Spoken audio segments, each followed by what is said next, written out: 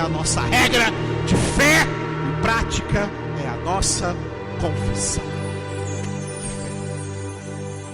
É a confissão da esperança. Capítulo 12 de Hebreus. E nós estamos aqui no desenvolvimento desse capítulo. Nós vimos que esse capítulo 12 tem uma introdução, um desenvolvimento e uma conclusão. Nós estamos no desenvolvimento do capítulo 12. Esse desenvolvimento do capítulo 12, aleluia, ele tem uma parte maior ali que é participantes da santidade. É onde nós estamos desde a quarta-feira e vamos continuar nela hoje. Participantes da santidade. Pode passar mais uma, Marissa? Essa partezinha aí, participantes da santidade, está dividida na correção do Senhor, que nós vimos quarta-feira, versículos de 4 a 6, aqui, luta contra o pecado, correção do Senhor. Os filhos de Deus são corrigidos por Deus. Os filhos do diabo são incorrigíveis. Eles nunca vão sair dos seus erros e dos seus pecados. Os filhos de Deus são corrigidos por Deus. Diferença entre os filhos de Deus e os filhos do mundo. Os filhos do mundo, os filhos do príncipe desse mundo, jamais serão corrigidos. Os filhos de Deus serão fortemente corrigidos. Através de toda disciplina, esse último quadradinho aqui, toda disciplina, através da qual os filhos de Deus, todos nós nos tornamos, repita, participantes da correção. Aleluia. Glória a Deus. Então vamos abrir aí a palavra de Deus, aqui no capítulo 12, versículos de 7 até 13. Versículos de 7 a 13. Hebreus capítulo 12, versículos de 7 a 13. O tema principal, então, desse texto que vamos ler é disciplina e correção para a santidade. Repita, disciplina e correção para a santidade.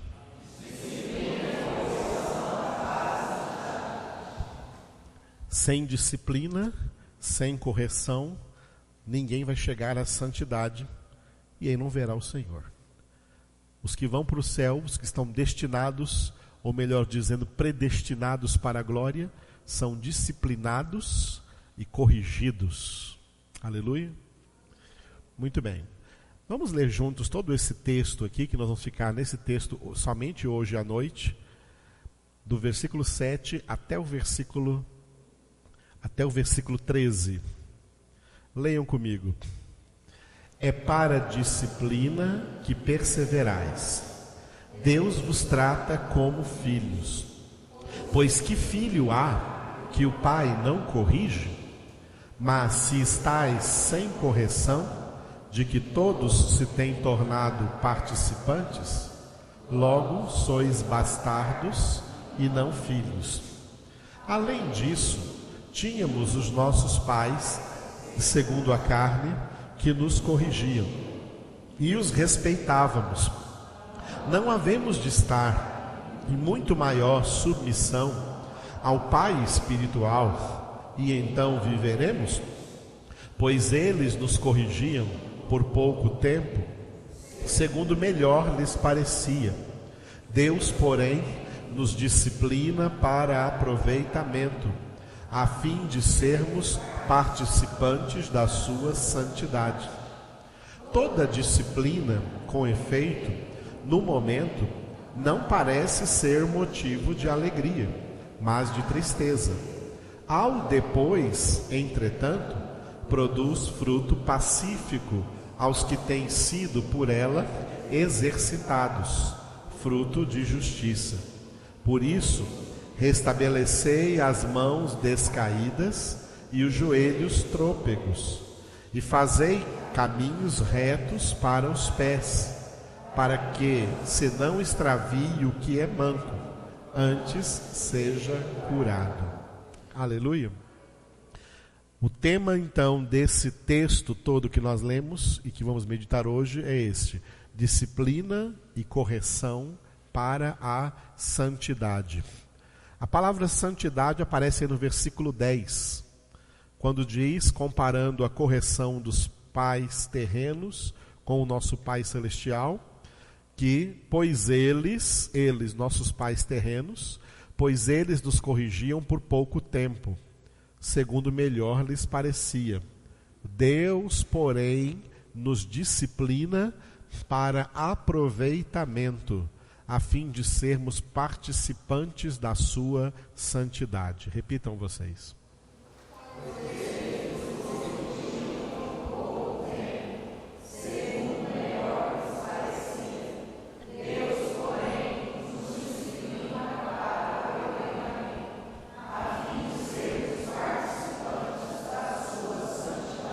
Mulheres.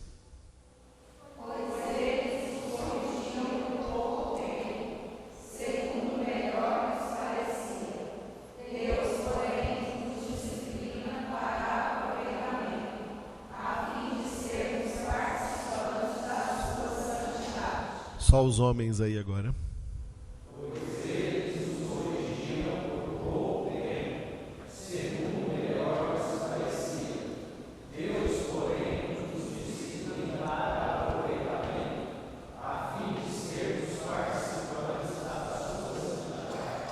Aleluia.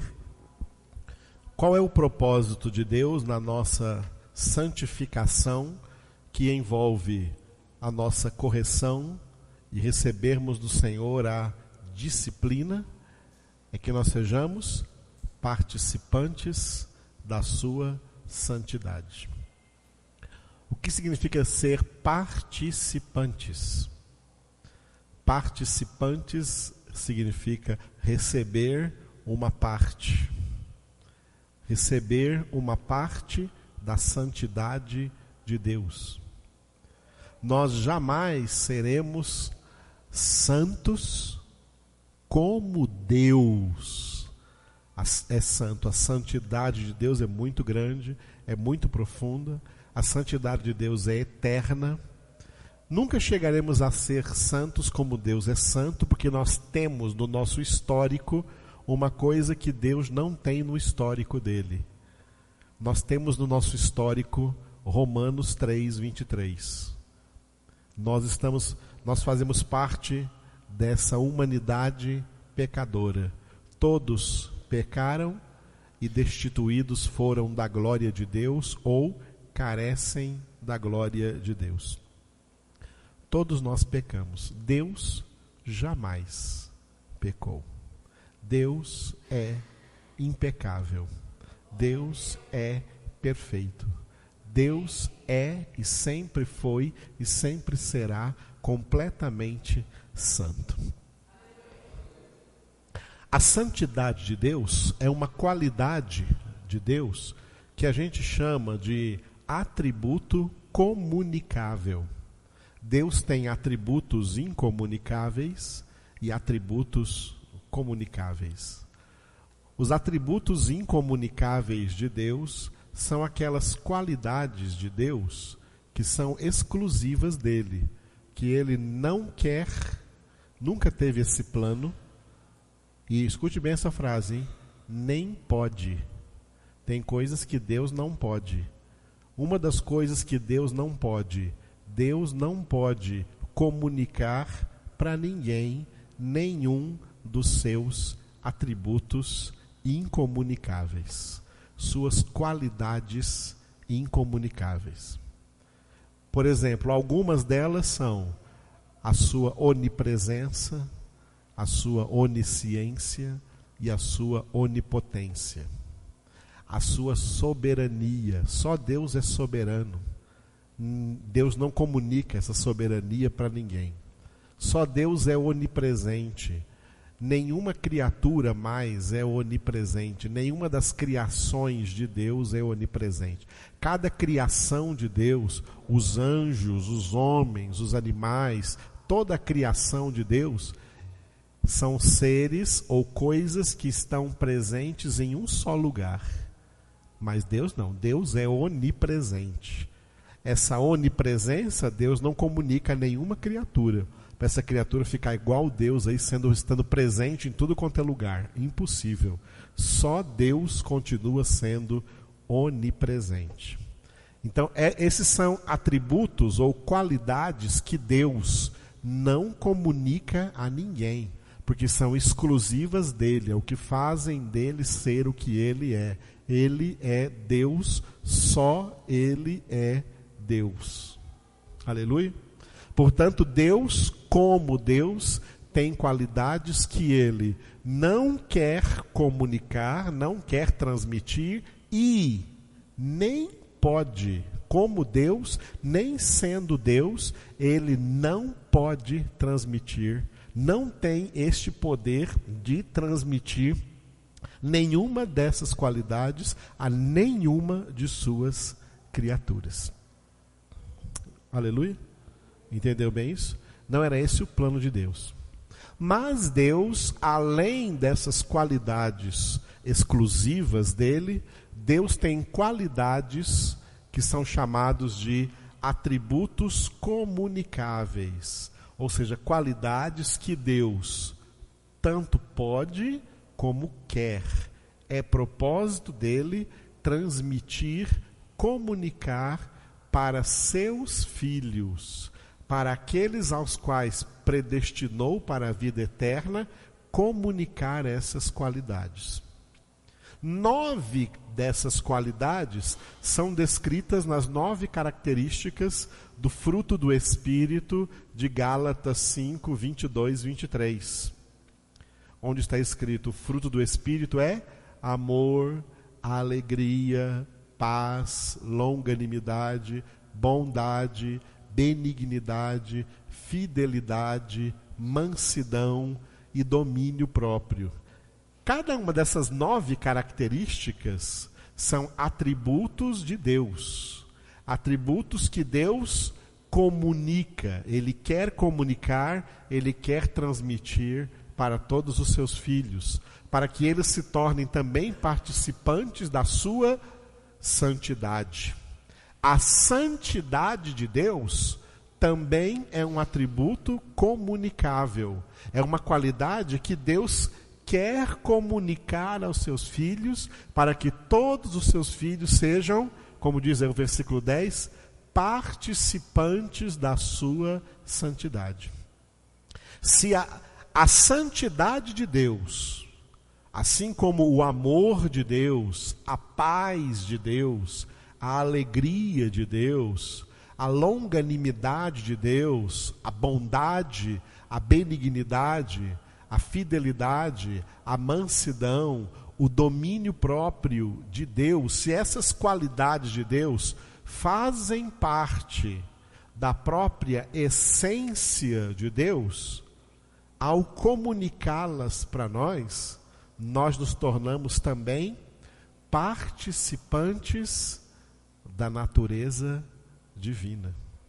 Não somente participantes da sua santidade, mas participantes da sua natureza divina. É algo misterioso que acontece de seres humanos passarem a ser participantes da própria natureza divina, sem com isso nos tornarmos deuses. Mas participamos de qualidades, de atributos que estão no nosso Deus. Foi para isso que Ele nos instituiu, é para esse propósito que nós somos salvos, para Deus compartilhar conosco da sua própria essência divina. Abra na segunda carta de Pedro, ele vai falar isso. Segunda carta de Pedro, capítulo 1. Segunda carta de Pedro, capítulo 1. E nós temos alguns versículos aqui que é praticamente impossível de lê-los separadamente. Os versículos que vão do 3, capítulo 1, do 3 até o 11. 2 Pedro, capítulo 1, versículos 3 até o 11, com atenção especial sobre o versículo 4. Leiam comigo.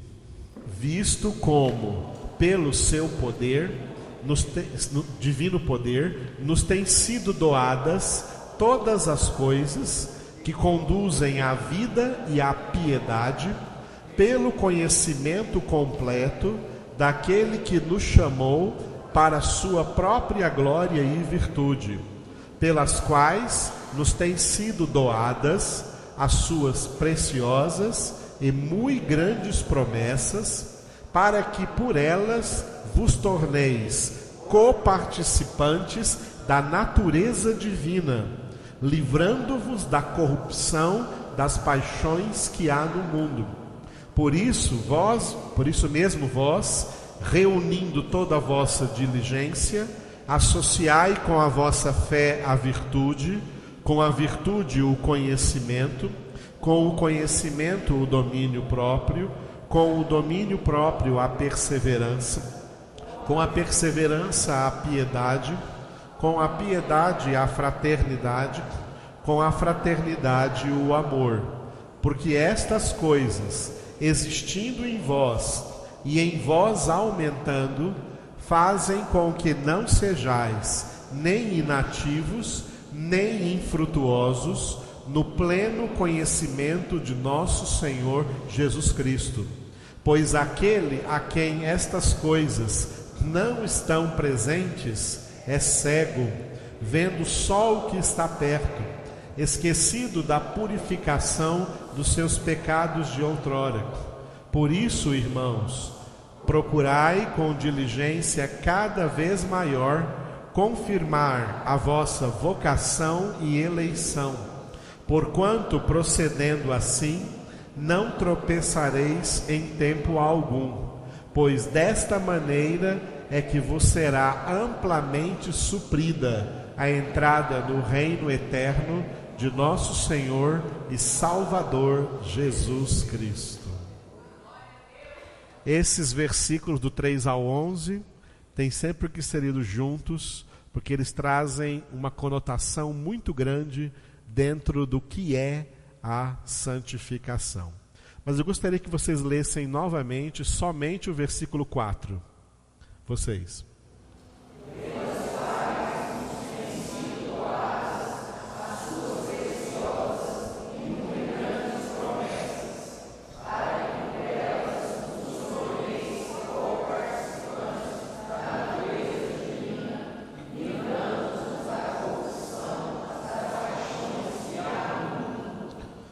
Participantes da natureza divina.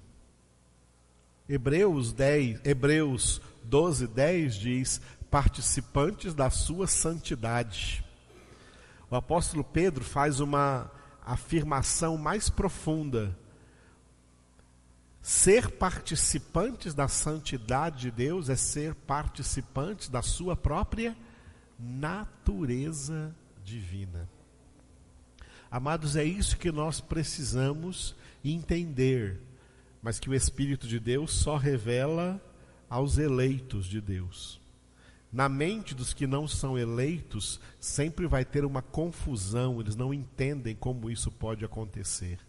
Mas aos eleitos de Deus é dado compreender essa verdade. Antes de Gênesis capítulo 1, versículo 1, antes do princípio, Gênesis 1:1 está escrito: no princípio criou Deus os céus e a terra. Antes do princípio, só existia Deus, nem anjos existiam. Os anjos também só passam a existir a partir do princípio, porque os anjos também são criaturas de Deus. Deus é um ser que não é criatura, ele não foi criado, ele é incriado. Por isso ele não teve princípio, como não terá fim. Por isso o atributo de Deus da eternidade. Diga: Deus é eterno. antes do princípio, Deus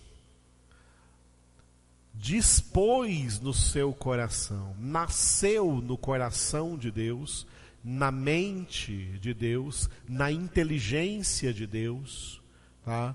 De Deus em suas três pessoas, o Pai, o Filho e o Espírito Santo, que existiam juntos, o propósito de comunicar com um outro ser tudo aquilo que eles tinham para comunicar.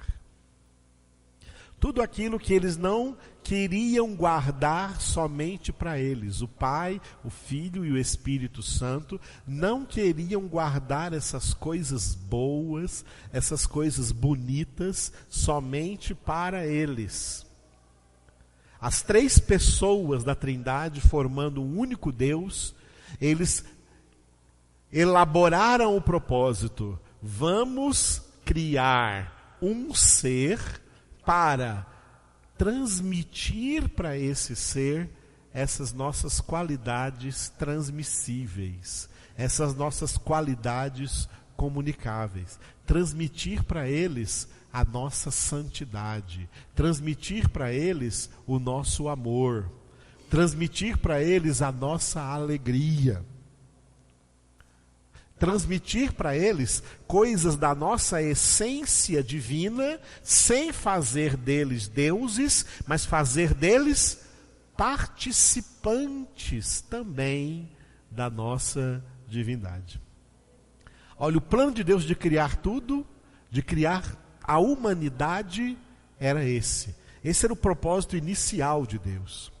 Então Deus, o Pai, o Filho e o Espírito Santo, juntos, conversaram sobre isso longamente, pensaram sobre isso longamente, e como Ele é Deus, o Pai, o Filho e o Espírito Santo é um só Deus, é Deus onisciente que conhece todas as coisas,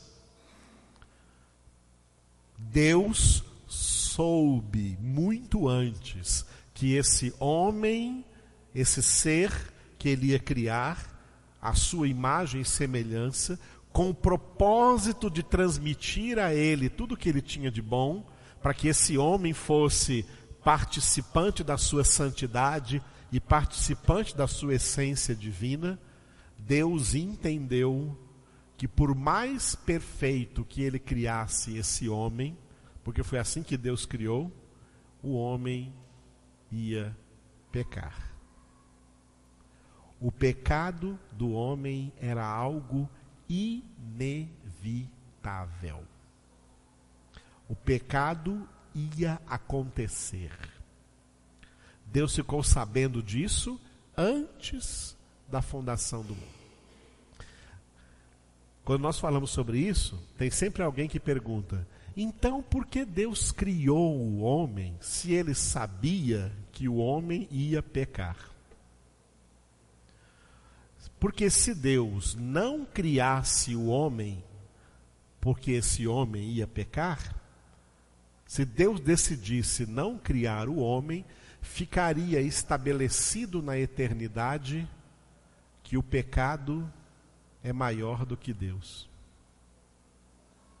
Por causa do pecado, Deus não criou e não realizou o propósito que ele tinha de transmitir da sua própria essência, da sua própria santidade para um ser, porque esse homem ia pecar.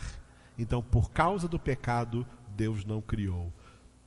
Se o pecado fosse uma causa mais forte do que Deus, então Deus não realizaria o seu propósito. E se Deus não criasse nada, então ficaria claro que Deus não criou, porque o pecado é mais poderoso do que Deus. O pecado é mais poderoso do que Deus? O pecado pode frustrar os planos de Deus?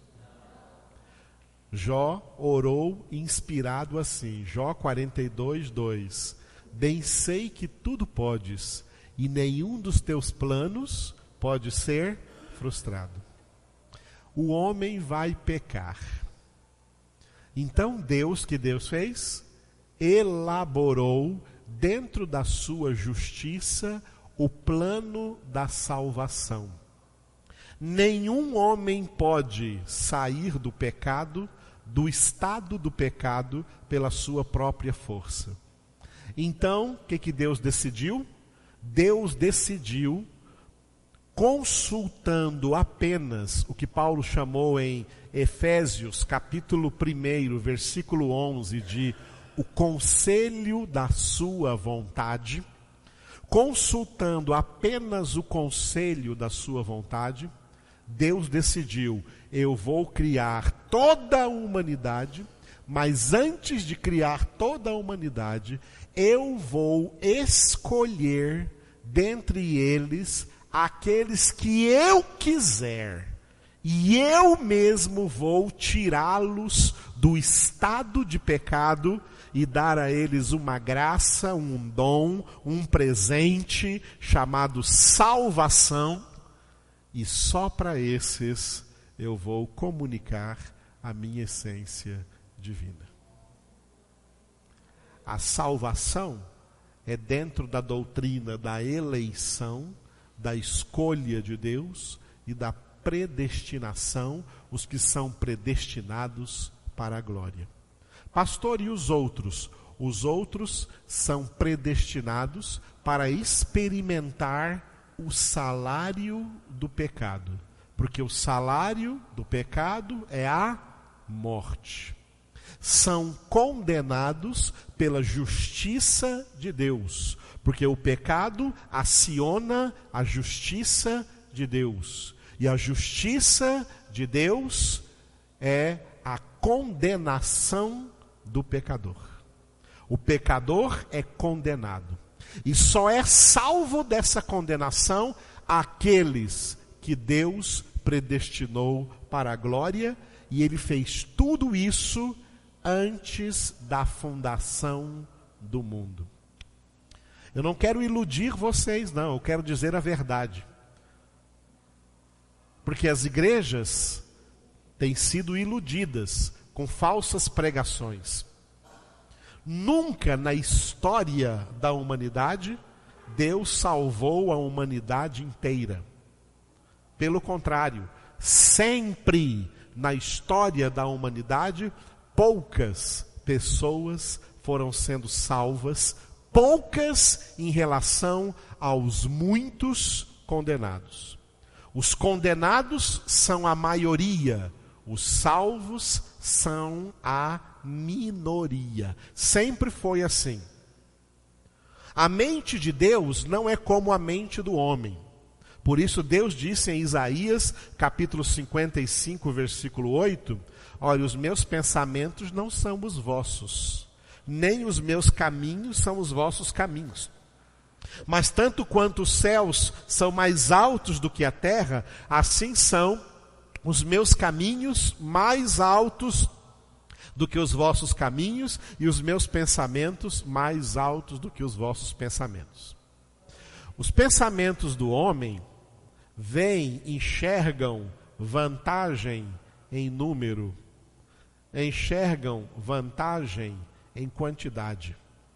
O pensamento de Deus não enxerga nenhuma vantagem em número, nem em quantidade. O pensamento de Deus enxerga a qualidade. E o nome dessa qualidade é santidade.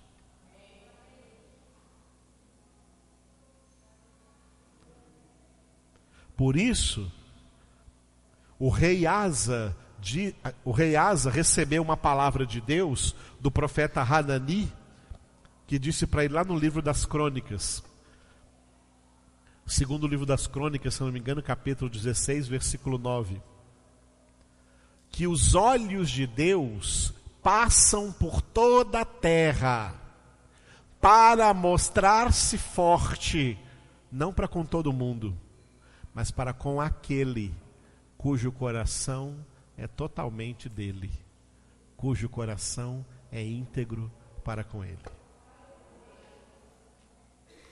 Durante a congregação dos filhos de Deus, na época de Jó, Satanás também veio no meio deles. Isso está escrito em Jó, capítulo 1 e capítulo 2. E quando Deus vê Satanás, pergunta: Satanás, de onde vens? E o diabo diz para Deus: eu venho de rodear a terra e de passear por ela. Isso significa, o diabo está se vangloriando diante de Deus, que a terra está do jeito que ele gosta, que o mundo está do jeito que ele gosta. E por isso Jesus Cristo, Filho de Deus, disse que o diabo é o príncipe deste mundo. E o apóstolo João, inspirado pelo Espírito, escreveu, 1 João 5,19, sabemos que somos de Deus, mas o mundo inteiro jaz no maligno. Satanás estava se vangloriando diante de Deus. Quando ele diz assim, venho de rodear a terra e de passear por ela, ele está querendo dizer, olha, a terra está do jeito que eu gosto. Deus não está nem aí para a terra. Cai na real. Não quero enganar vocês, não tem sentimentalismo, não. Deus não está nem aí para essa humanidade corrupta. Deus tira a atenção do diabo de toda essa humanidade e Deus chama a atenção do diabo para um homem. Olha, Satanás, eu sei que você está me falando aí da terra que está do jeito que você gosta, você veio passear por ela, mas eu queria saber de você uma coisa. Nessa sua passeada aí pela terra, você observou o meu servo Jó? Porque em toda a terra aí, cheia de gente, cheia de homens, não existe nenhum igual a ele. Um homem íntegro, um homem justo, reto, temente a Deus e que se desvia do mal. E aí, Satanás, ele também está do jeito que você gosta? Sobre esse o diabo não tem poder. Porque esse é de Deus. Está fazendo uma comparação numérica aí?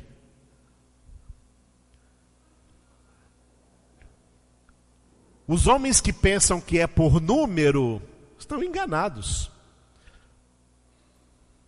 Porque se fosse por número, Deus já estaria derrotado, porque a maioria dos homens criados são condenados, e a minoria é que são salvos. Deus não faz questão de número. Deus faz questão de escolha, de eleição. Deus elege. Deus elege os seus santos.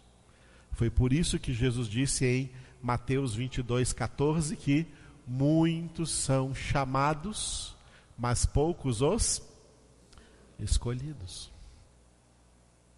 Os poucos escolhidos, é sobre esses que Deus manifesta o seu poder de salvação, a sua graça salvífica. Aproveita que você abriu aí na segunda carta de Pedro e volte um pouquinho só para a primeira carta.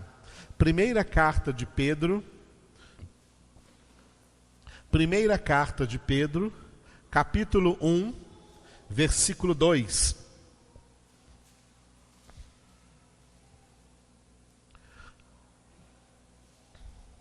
Olha para quem que Pedro, inspirado pelo Espírito Santo, escreve essa carta. Capítulo 1, começa do versículo 1.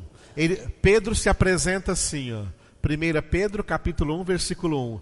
Pedro, apóstolo de Jesus Cristo, a toda a humanidade que habita sobre a terra.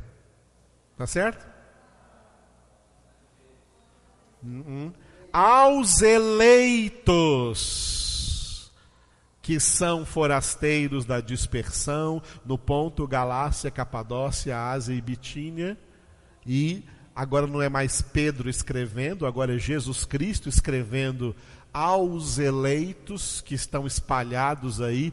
Dispersão significa espalhados, estão espalhados aí pelo mundo inteiro, inclusive na cidade de Anápolis, Goiás, Brasil. A palavra de Deus não é para todo mundo, é por isso que a maioria das pessoas não gostam da palavra de Deus. A palavra de Deus é para os eleitos de Deus. E quem são esses eleitos? Versículo 2. Eleitos segundo a presciência de Deus Pai, em santificação do Espírito, para a obediência e a aspersão do sangue de Jesus Cristo. Graça e paz vos sejam multiplicadas. Leiam só o versículo 2.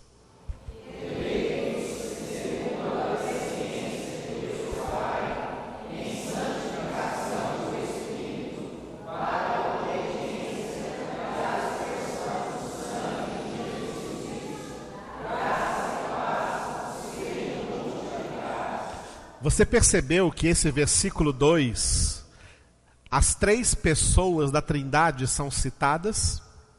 Primeiro o Pai. Olha só. As três pessoas são citadas em relação aos eleitos.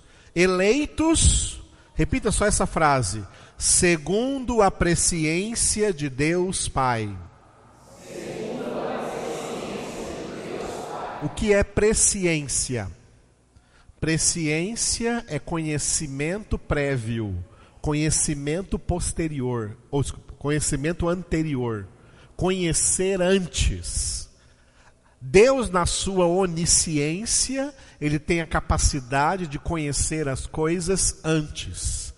Antes de criar toda a humanidade, Deus conheceu todos os homens que iam ser chamados à existência.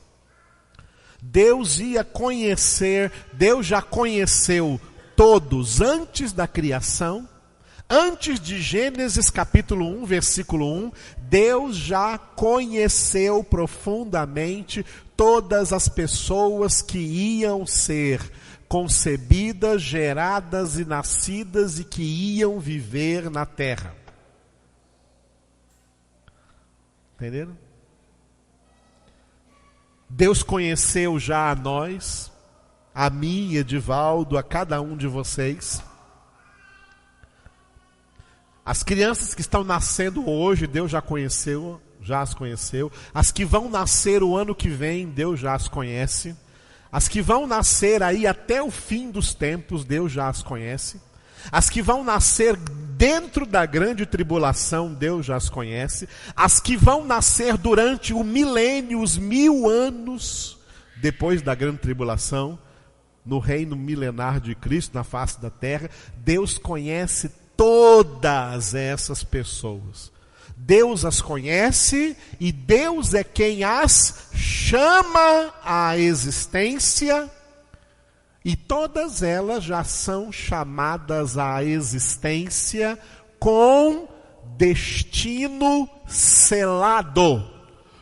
Todas as pessoas são chamadas à existência com destino selado por Deus.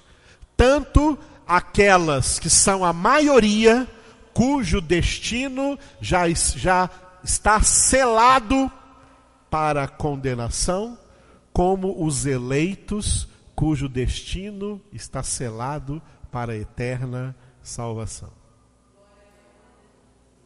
Amado, isso é palavra de Deus. Muita gente por aí não concorda com isso. Não pode ser, seria impossível, porque Deus seria injusto. Deus não é injusto. Deus é totalmente justo.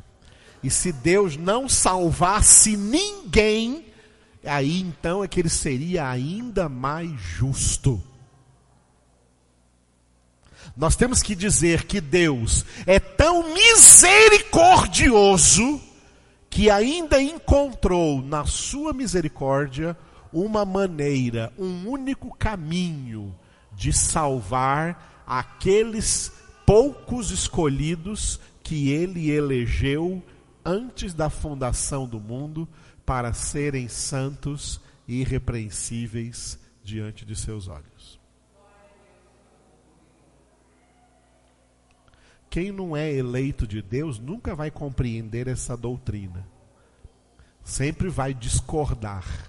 Porque na mente daquele que não é eleito, sempre existe a questão do merecimento, de que alguém é salvo por algum merecimento que ele tenha. Nós somos salvos pela graça imerecida de Deus, que sem merecermos nos deu seu Filho Jesus. Por isso os eleitos são, você está com a Bíblia aberta aí, em 1 Pedro 1, 2? Os eleitos, eles são eleitos segundo a presciência de Deus Pai, porque Deus os conheceu antes. Agora vem o Espírito Santo, ó. Em santificação do Espírito, repita. Em santificação do Espírito. Aleluia. O Espírito Santo é citado aqui junto com a santificação, sem a qual ninguém verá o Senhor. Só os eleitos se santificam. Quem não é eleito não vê necessidade de santificação. Quem não é eleito não enxerga seus pecados. Quem não é eleito acha que santificação é um exagero. O pastor está exagerando, não é assim não. Está achando que eu estou exagerando? Eu só estou pregando Bíblia aqui para vocês. Exagerar seria pregar a mais. Estou pregando nada a mais, somente o que diz a palavra de Deus. A santificação é uma obra do Espírito Santo na vida dos eleitos, dos poucos escolhidos. A maioria não vai se santificar. A maioria dos que se dizem crentes, ou que são religiosos, cristãos por religiosidade, não vão se santificar. Acha que estão salvos porque são membros de alguma igreja. Não, nós só somos salvos se formos membros do corpo de Cristo. E só os eleitos são membros do corpo de Cristo. Porque isso é um milagre que só Deus opera. Ninguém pode tomar posse dessa graça a não ser aquele que é agraciado por Deus para isso. E é isso que significa então a santificação, porque santificação significa também separação, já que santo significa também ser separado. Aqueles que Deus separou, se separou é porque separou do meio de outros, separou do meio de outros que Deus deixou para lá. E Ele trouxe aqueles que Ele separou para santificá-los. É assim que o Espírito de Deus vem agindo durante toda a história da humanidade. E há muito o que se falar sobre isso, o que se pensar, o que se refletir, o que se meditar sobre isso dentro da palavra de Deus. Então, os eleitos são eleitos segundo a presciência de Deus Pai, em santificação do Espírito. Agora vai falar sobre Jesus. Para quê? Para que eles são eleitos? Para a obediência e a aspersão do sangue de Jesus Cristo. Leia. Para a obediência e a aspersão do sangue de Jesus Cristo. Aleluia. Os eleitos entendem que devem ser obedientes. Quem não é eleito não obedece. Não obedece porque acha que não tem que obedecer.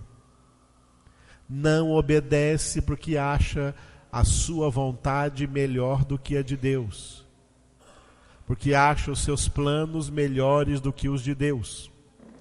Os eleitos renunciam seus planos, renunciam suas vontades para se submeter ao plano de Deus, se submeter à palavra de Deus e obedecer a Deus. O céu é dos obedientes. Os que obedecem a Jesus Cristo. E eles são, é para eles que o sangue, por isso que essa palavra aspersão, sabe o que essa palavra aspersão está fazendo aí? A aspersão do sangue de Jesus. A aspersão dá a representar que não é uma não é um derramamento, é espalhar. Aspergir, antigamente tinha um ramo de uma planta chamada hisopo, que os sacerdotes molhavam no sangue do cordeiro e aspergiam sobre a multidão. Isso é aspersão. Então, pingos do sangue caíam sobre alguém e não caía sobre alguém. Alguns recebiam algum pingo daquele sangue e outros não recebiam. Significa, a palavra aspersão aqui, significa que, apesar de o sacrifício de Cristo na cruz do Calvário ser suficiente para salvar toda a humanidade, não tem o propósito de salvar toda a humanidade. Salva só aqueles que Deus escolheu. Sobre eles recai o sangue de Jesus. Nenhuma gota do sangue de Jesus caiu por terra à toa. Todo o sangue de Jesus derramado foi exclusivamente para os eleitos de Deus. Nenhuma gota do sangue de Jesus foi, está me fugindo a palavra aqui, desperdiçada. Ou essa gotinha do sangue de Jesus era para aquela pessoa, mas infelizmente ela não foi salva. Não, isso não acontece. Todo o sangue de Jesus recai sobre todos quantos são salvos, porque eles são eleitos para a aspersão do sangue de Jesus e por isso se tornam obedientes a Cristo Jesus. Então os eleitos são eleitos para quê?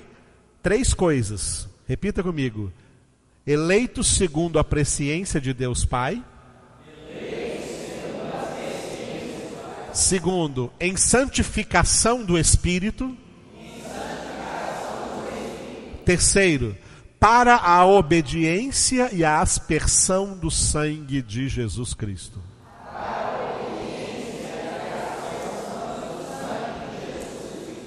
Aleluia, amados. Aí, uma vez que nós recebemos essa salvação, nós agora temos a responsabilidade de obedecer a Deus. Por isso que a obediência está inclusa aqui. E o que exatamente nós temos que obedecer?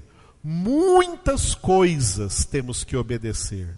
Muitas coisas que estão aqui registradas na palavra de Deus, mas todas elas se resumem numa única, com 2 palavras. Repita: sede santos. Sede santos.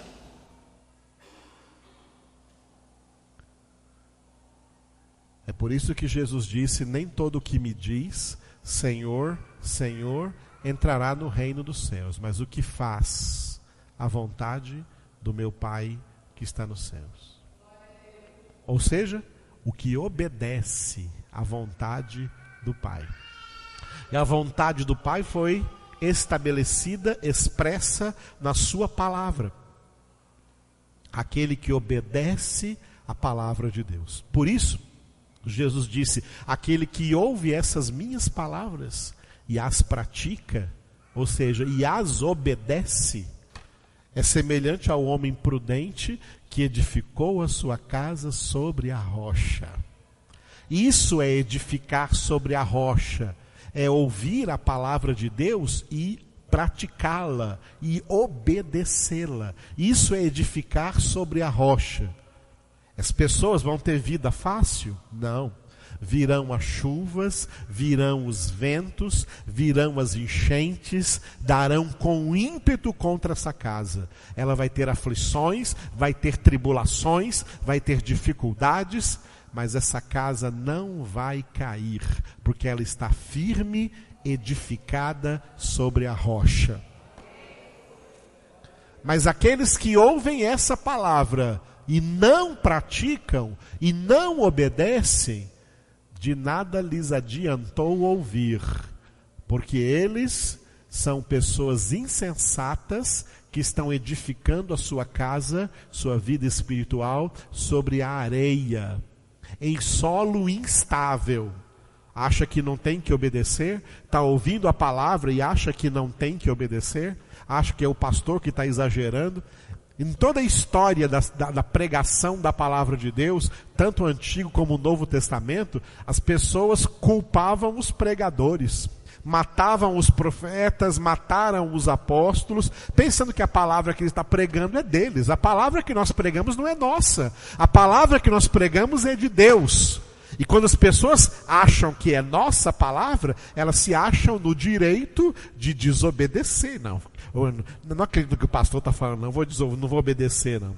É isso que faziam os ímpios no Antigo Testamento. Não, nós não acreditamos no que esse profeta está pregando, não.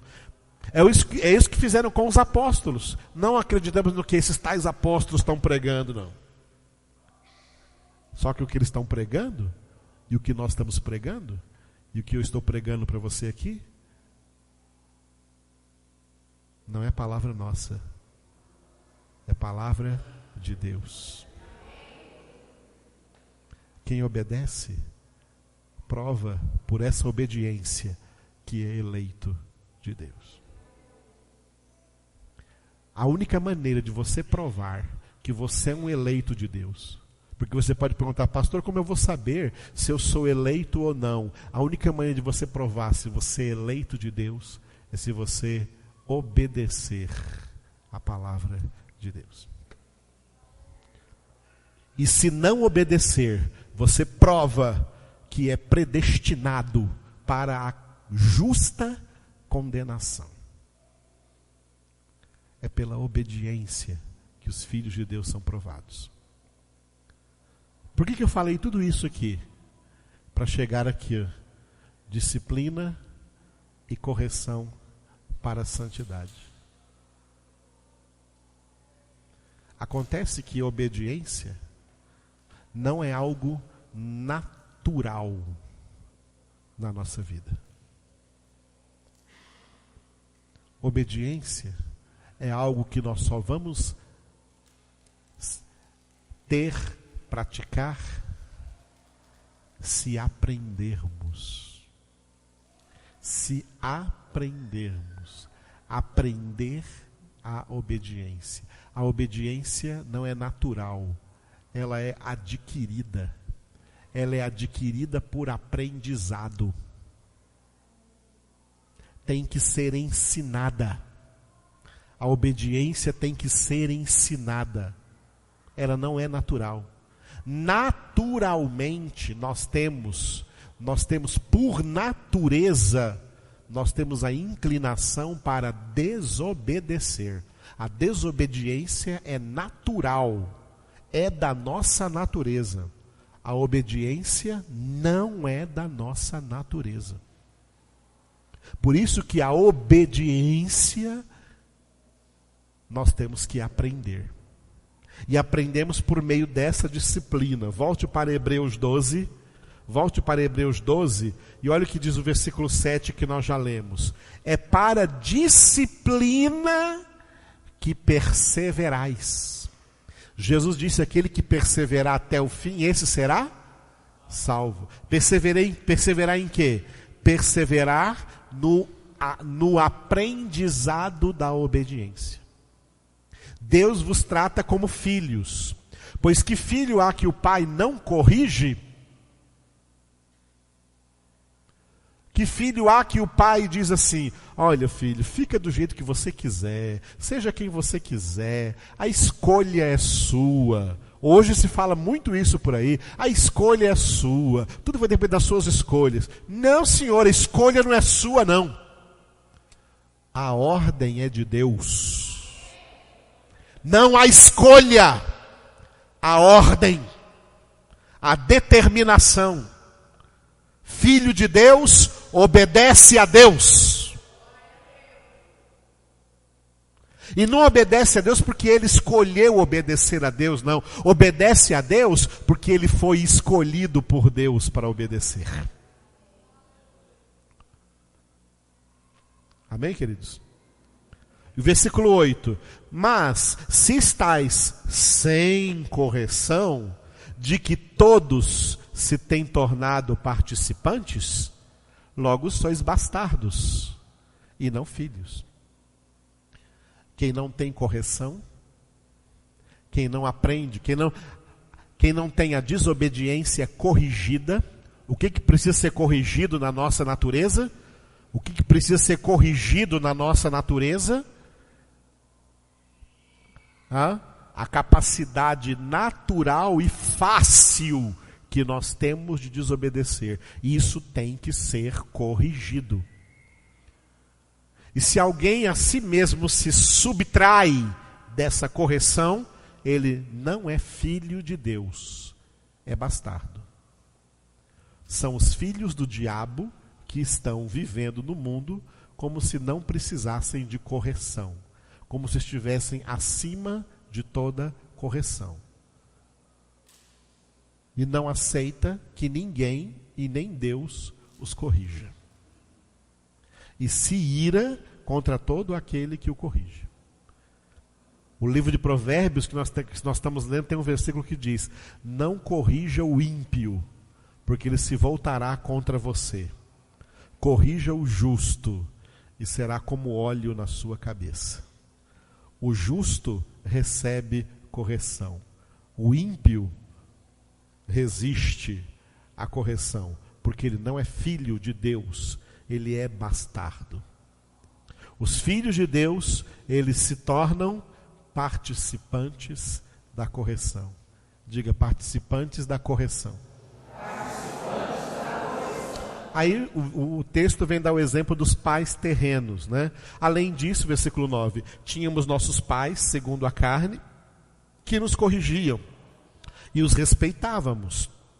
Não havemos de estar em muito maior submissão ao Pai espiritual e então viveremos? Sabe que existe uma relação.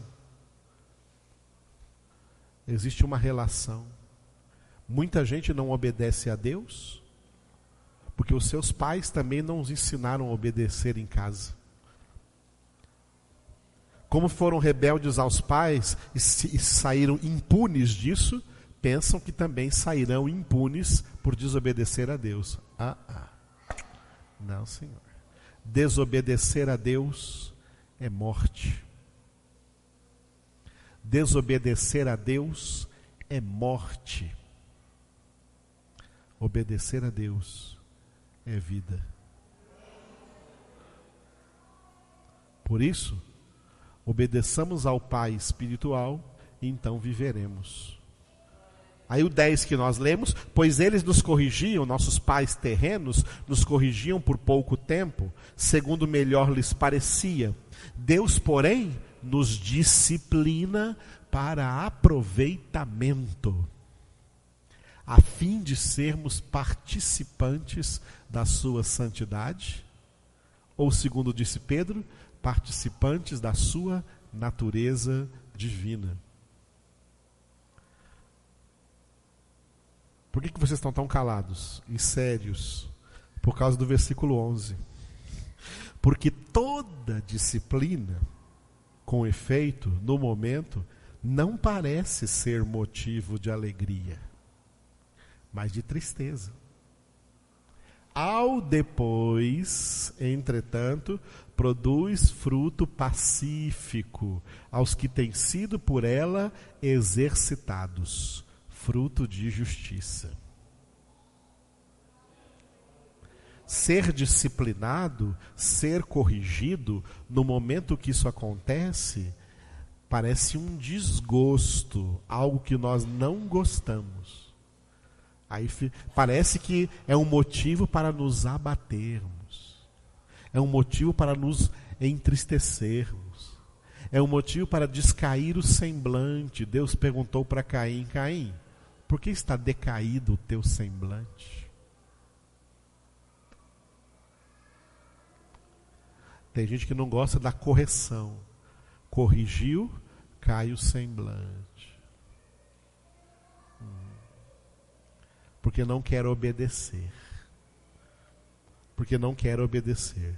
Mas aquele que se submete a isso, ele vai se exercitar na obediência, se exercitar na disciplina, e esse exercício vai produzir um fruto espiritual tremendo nessa vida. Um fruto pacífico, aqui diz no versículo 11, fruto pacífico, fruto de justiça. Diga, fruto pacífico, fruto de justiça. Aí os versículos 12 e 13, então, é para quê? Por isso, irmãos, por essa razão, não desanimem. Ó. Restabelecei as mãos descaídas e os joelhos trôpegos, e fazei caminhos retos para os pés, para que não se extravie o que é manco, antes seja curado. Ao invés de se entristecer diante da tribulação, se entristecer diante da disciplina, se entristecer diante da correção, não, faz o contrário. Se anime com isso. Tome mais ânimo com isso. Restabeleça as mãos descaídas. Levante as suas mãos, levante os seus joelhos e faça um caminho reto para os seus pés. Para aquilo que é manco em você, para que aquilo que é trôpego em você, para aquilo que é desviado no seu caráter, venha a ser curado. Venha a ser restabelecido, venha a ser retificado, se torne reto diante de Deus e deixa de ser gente torta. Deixa de ser gente torta. Vivemos em um mundo de gente torta, por isso o mundo inteiro jaz no maligno, porque são pessoas tortuosas, caminhos tortuosos, gente espiritualmente manca, coxos, aleijados, mortos espiritualmente, e por isso não há solução para o mundo, mas dentre o mundo, por isso Jesus disse, do mundo eu vos escolhi, do mundo ele escolheu aqueles aos quais ele dá a graça de terem seus caminhos corrigidos, sua vida corrigida, seus pensamentos corrigidos, sua vida transformada mediante a renovação da sua mente, para que eles experimentem a boa e agradável e perfeita vontade de Deus, que é a nossa santificação, sem a qual ninguém verá o Senhor. Glória a Deus. Vamos orar.